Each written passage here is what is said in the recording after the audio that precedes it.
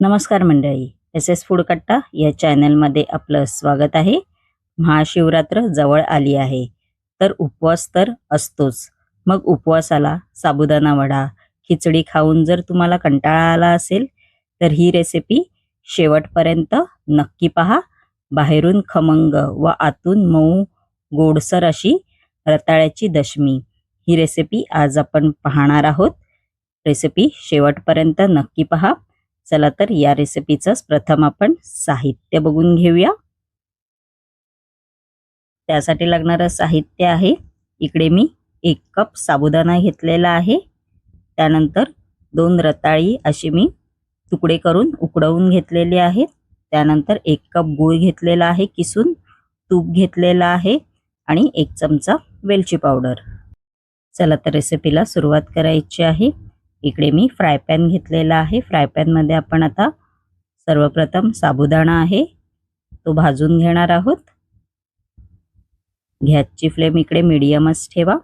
Medium फ्लेमवर आपल्याला साबुदाणा आहे तो 5 ते 6 मिनिटं आपल्याला भाजून घ्यायचा आहे. जास्त लालसर नाही करायचा आहे, नॉर्मलच भाजून घ्यायचा आहे साबुदाणा. बघू शकता तुम्ही, असं हाताने घ्यायचं आहे. गरम आहे तर आपला साबुदाणा भाजून झालेला आहे. बघू शकता तुम्ही. आपण आता हा मिक्सरच्या भांड्यामध्ये काढायचा आहे. त्यानंतर इकडे मी मिक्सरचा जार घेतलेला आहे. मिक्सरच्या जारमध्ये आपण आता जो साबुदाणा भाजून घेतला होता तो घालायचा आहे व मिक्सरला बारीक पावडर करायची आहे. तुमच्याकडे जर साबुदाणा पीठ असेल तर ते सुद्धा इकडे वापरलं तरी चालेल. बघू शकता तुम्ही, अशी पावडर करून घ्यायची आहे, एकदम बारीक अशी. आपण आता ही बाजूला ठेवून द्यायची आहे. त्यानंतर इकडे मी रताळी घेतलेली आहेत. रताळी आपण आता ही सोलून घेणार आहोत, एक एक करून अशी. बघू शकता तुम्ही, बाकीचे सुद्धा आपण असे सोलून घ्यायचे आहेत रताळी व एका बाउलमध्ये काढायची आहे. रताळी सोलून अशी मी एका बाउलमध्ये बघू शकता तुम्ही काढून घेतलेली आहेत. त्यानंतर आपण आता ही रताळी आहेत ती हाताच्या साहाय्याने अशी मॅश करून घ्यायची आहेत, एक एक करून. तुमच्याकडे जर मॅशर असेल तर तुम्ही मॅशरने पण मॅश करू शकता किंवा रताळी किसून पण घेऊ शकता. बघू शकता आपली रताळी आहेत ती मॅश करून बघू शकता तुम्ही झालेली आहेत. आपण आता याच्यामध्ये गूळ घालणार आहोत किसलेला व गूळ सुद्धा आपल्याला हाताच्या साहाय्याने असा मॅश करून घ्यायचा आहे. पूर्ण गूळ रताळ्यांमध्ये वितळला पाहिजे असं मॅश करून घ्यायचं आहे. जर नाही होत असेल तर त्याच्यामध्ये थोडंसं गरम पाणी घातलात तरीच आपला मस्तपैकी असा गूळ वितळलेला आहे. बघू शकता तुम्ही. आपण आता याच्यामध्ये जे साबुदाण्याचं आपण पावडर करून घेतलेली पीठ ते घालायचं आहे. त्यासाठी इकडे मी चाळणी घेतलेली आहे. आपण आता चाळणीमध्ये साबुदाण्याचं पीठ आहे ते असं घालायचं आहे व चाळून घ्यायचं आहे. बघू शकता तुम्ही.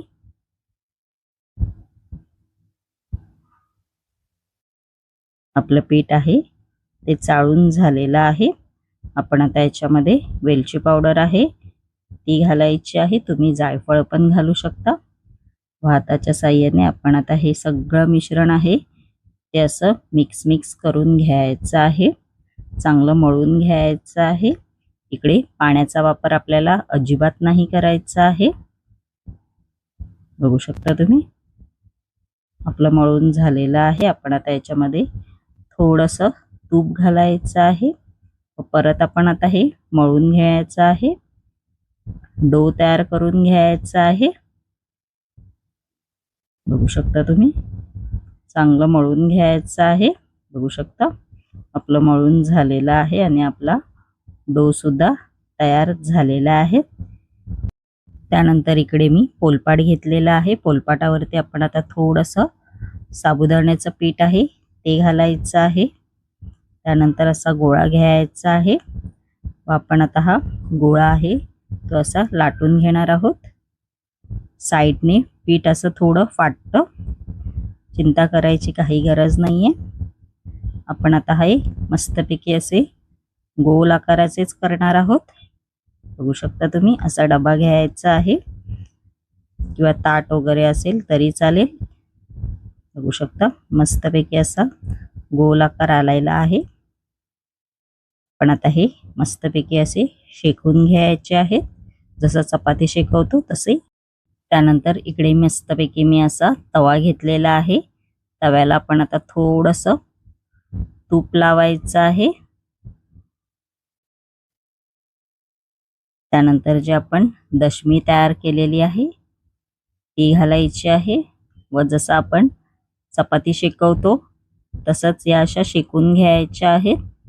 बघू शकता तुम्ही पलटी मारून घ्यायची आहे। थोडंसं आपण आता वरून परत साइडने तूप लावायचं आहे, असं तूप स्प्रेड करायचं आहे। खूप छान लागतात या दशम्या। तुम्ही ह्या दही किंवा अशाच पण खाऊ शकता आणि मस्तपैकी अशा गोड सुद्धा आहेत।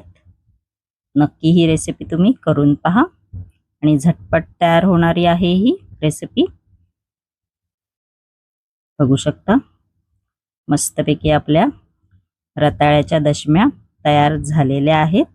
बघू शकता आणि माझी ही रेसिपी जर आवडली असेल आणि अशाच नवनवीन युनिक रेसिपी जर तुम्हाला माझ्या चॅनलवरती पाहायच्या असतील आणि तुम्ही जर माझ्या चॅनलवरती नवीन असाल तर नक्की SS फूड कट्टा या चॅनलला लाईक, शेअर आणि सबस्क्राइबर करायला विसरू नका। धन्यवाद।